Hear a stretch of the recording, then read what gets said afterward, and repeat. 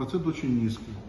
Почему? Потому что вот те цифры, которые мне докладывали на совещании наши педиатры, мы тут буквально пару-тройку недель проводили совещание с педиатрами республики, не хотят люди прививаться.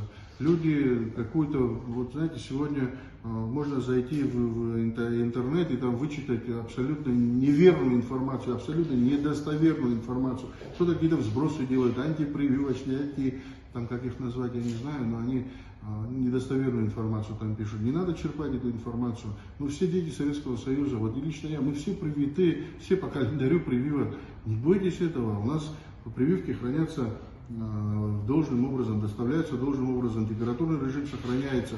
Врачи осматривают. Если есть противопоказания для прививок, ну, врач посмотрит, есть медотводы, это не говорит о том, что все поголовно должны быть прививаться, но прослойка, иммунитет, он должен быть в обществе. Поэтому рекомендации врачей прошу соблюдать и прислушиваться к этому.